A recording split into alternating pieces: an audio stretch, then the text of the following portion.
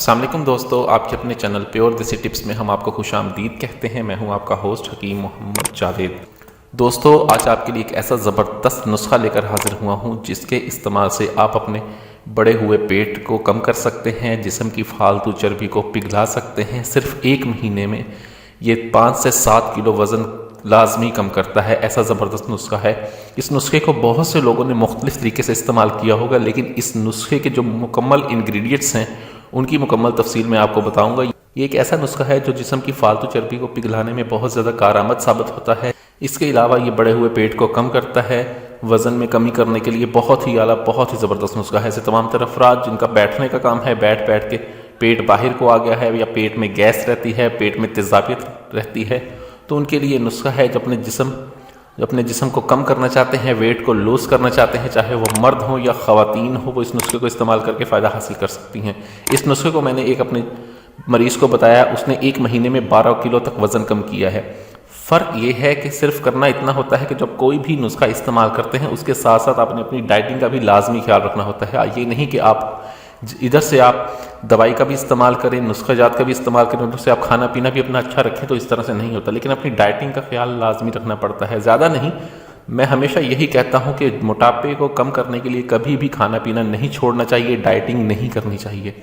अलबत्ता दोपहर का खाना छोड़ दें, दोपहर के खाने को स्किप करें। सुबह का नाश्ता जो है पेट भर के किया करें और रात का खाना लाजमी खाया करें। नुस्खे के इस्तेमाल के दौरान आप अपने उठने बैठने की रूटीन, सोने की और उठने की रूटीन को जहाँ तक हो सकता है बेहतर करें। आजकल बहुत ज़्यादा ये देखने में आ रहा है कि रात को देर से सोना और सुबह देर तक सोए रहना, ये बहुत से घरों की आदत बन चुकी है, जो सेहत का बहुत ज़्यादा ज़िया है। कोशिश किया करें रात को जब आप खाना खाएं, रात को खाना खाने के और सोने के दरमियान जो वक्फ़ा होना चाहिए, कम से कम 3 घंटे का वक्फ़ा होना चाहिए।